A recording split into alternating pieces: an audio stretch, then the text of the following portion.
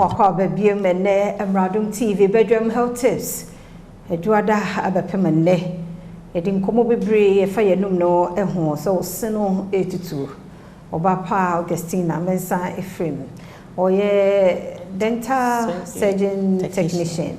Oni afa na wotwe pa enene de twato tie ne ye wadaroma. Ne nyina ye moye num ene yese eho ban mfiri nyarwa ahodo. Oba na wotwe wa yade. Yeda so mre no wadaje. Wadaroma yenhwe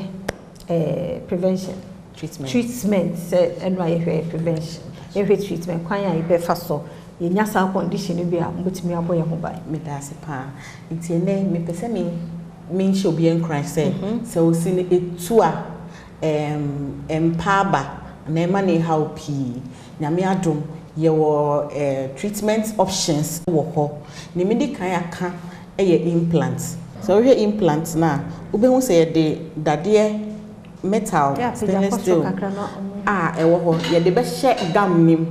ye de hye gam nim a na afei ye de esen yakọ lab akoye esen no na ye de esi so eno no it's mean ka say permanent, it's fixed ye the implant no, that's how it is we won say that no ye de hye gam nim, then we'll fabricate the crown na ye de ahye so ama. It's a treatment option that is there. Say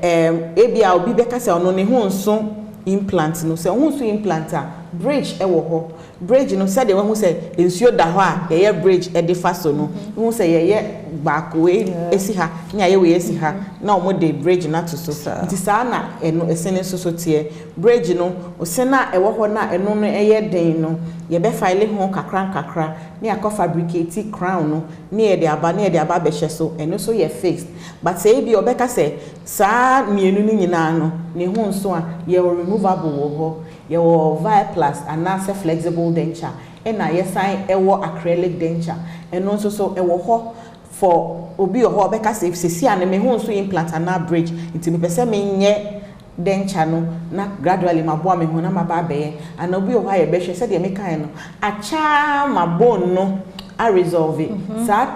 Fixed treatment me ye ni obi ho a ba ko etu ana me enu etu de eto aso ne krato krodem enu ne ye ya fixed ne mawa enye. The best thing ni say be ye dentures amount Viaplast na flexible na me can a new one aba nti say ye na motete de na ye hwe ho kra etumi pan and it's very flexible and na ye hwe and no gam so ye pepe nti say hwe it will be difficult for somebody to know say denture ehwe we know. There are a lot of people working now with dentures, but because in India na be nimu na aye akọ enimu ni nti no unhu say denture ehwe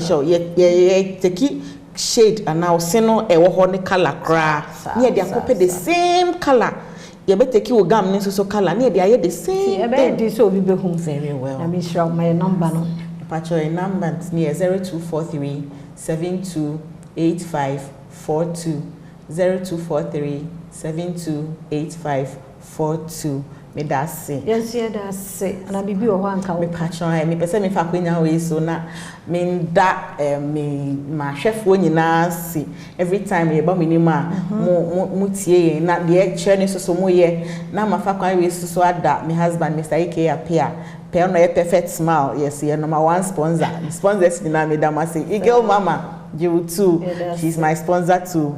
Sure, papa because otumi ko nkro ahodo so ko boa esin awo hu nye easy esro pacho match ye ko Sunyani prisons nti eduru ho a ye beba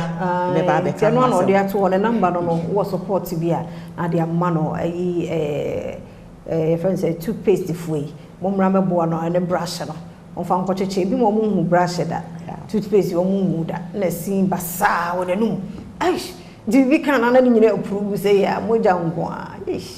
usu hu sin ahodo afemo unu tin nyame hyiamo dasa nne anana wotwe se nne ye nyina yete ase a ye de foforo nso ebebro endpoint homeopathic clinic ye da se emre ni adaje wo de maye so ya sene emi yetim community say me de afia amankwa tamaklo team so a mudi echi ema yetumi production we nyame hyiamo ye da se